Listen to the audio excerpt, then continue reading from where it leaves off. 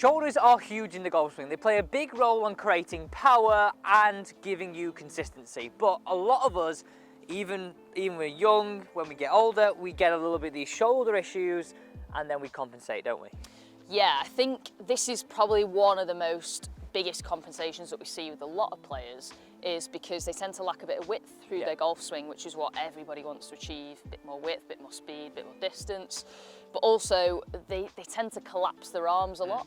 So we're seeing like a lot of the common positions of this sort of thing here in the backswing, and then this kind of position here, exaggerated obviously in the downswing. I have seen it that bad. Was it me? Maybe. No.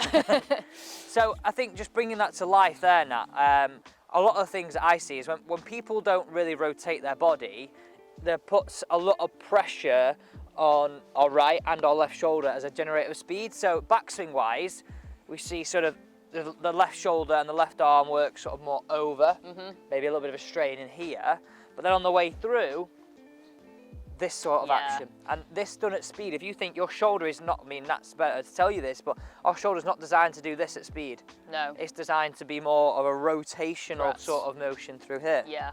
I think probably what's easiest place to start, Alex, is if we have a quick look at what your shoulders should do in the golf swing. Right, yep. If you stay where you are down the line, that's perfect. So if you just imagine you're holding the club for now, but if you to go to your backswing, if we take a look at the right shoulder first, because majority of golfers are right-handed here, we can see if Alex had like a glass, he'd be easily able to hold it in that palm position, because we get some external rotation of this shoulder, which is basically just the shoulder moving away from the middle of your body. That's the position it should make in a backswing. If we look at the left shoulder, all it does is very slightly internally rotate this way. But what it does do is give you quite a big stretch over this joint. So for a lot of players, when they don't achieve this position up here, they're trying to create more here and they get that extra strain, and that's where they feel that pull over the joint, and it's not very nice. It's like it's a bit uncomfortable, something sort of pulling across the tissue there. And on the way through, we want to be more... Yeah, we get pretty much the opposite motions. So we now have a little bit of external rotation here of this left arm, and then the opposite side of the right arm. So we're looking for a folding position here coming into the downswing, and again more of a release of that right arm. So essentially they both do the same job, just at different times. Yeah.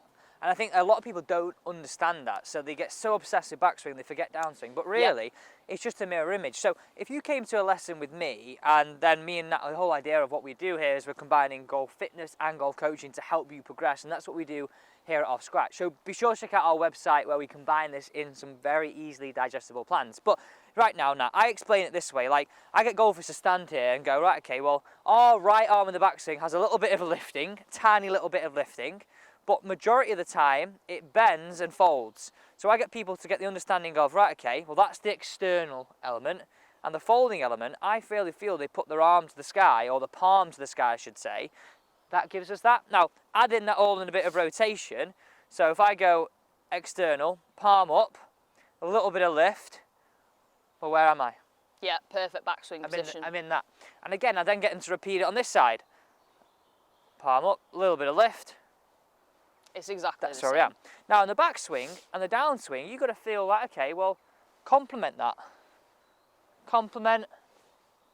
And I find that if you get the arm that's folding and bending better, the other arm, the extended one, sort of journey is improved because of that. Yeah, I think so, because for me, this sort of, this left arm as a right-handed golfer is more of a support mechanism for this. You know, this is where you fold and your stored energy is at the top of the backswing, where you're holding that club there and you know it's about to travel into transition.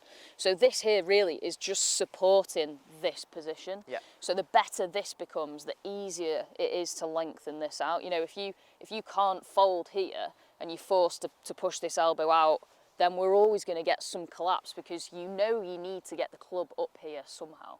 So you find a cheat way around it. I'm just thinking here now, is there anywhere people can test this at home, and that's with a test and a bit of an exercise to go, right, okay, well, I know I'm not going to be able to improve this fully without doing a plan over several months, because shoulders are things like, I think, very easy to injure, Yeah. very hard then to recover from. Yeah. So is there anything that golfers can test and go, right, okay, well, how can I test it? But also, I think the test that you're going to suggest is a bit of something you can do to improve. Yeah, I'll just get you to do it Yep. for me, Alex. So No if you club or club? No club, stand up tall. So let's focus only on the right, just because we're down Yep. the line here. So if you relax, first of all, so everyone can do this at home. So we need roughly 90 degrees here, elbow just underneath the shoulder. So if I show them that way. Yeah, keep a flat palm, and all you do, rotate as far back as you can.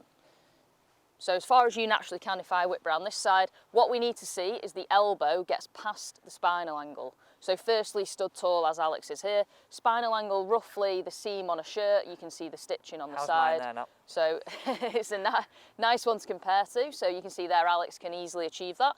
If you get you to set up in normal posture, you do exactly the same thing. So start elbow just beneath shoulder, and then rotate as far back as you can. You can feel this is much harder, but we're looking to try and achieve the same angle. The elbow tries to get past the angle of the spine, and what that tells you is you should then be able to achieve this, ideally at the top of your backswing. And you can just do some reps of this, can't you? Just to Yeah, get the feeling. and you can feel straight away this is more difficult because of the bent over Definitely, position. definitely. So as a golfer, that's why it's so hard to achieve those angles. A, because you're bent over working against gravity more, but also because you've got like a 1-2 kilo club in your hand moving at speed. So it's very hard to combine those things, whereas as players we think we should just easily be able to do that, but physically it's very difficult. So can some people do it easily standing up and then not Yeah, do the it in most posture? common thing is people can do this quite comfortably, but then they get here and they're like, that's all I've got.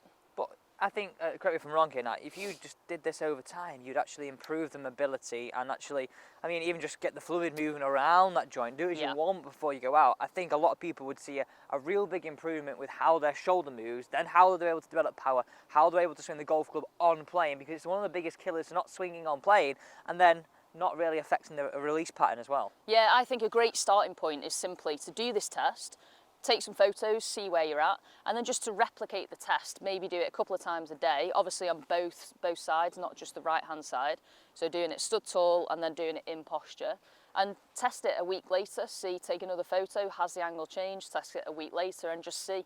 Obviously we would recommend, doing exercises around this like we do in our plans, but as a basic starting point for golfers to get the concept of what this is, understand how it fits to the movement of their swing and try and improve it, this is a nice place to start. Thank you so much for watching. Don't forget to subscribe to the channel and check out our website where you can try every single one of our plans for free. Bring back your speed, stop your slice, ultimate irons, and even our little PDF guides that are free to download. These are little bits of nuggets of information of how we are aiming to help you play your best golf.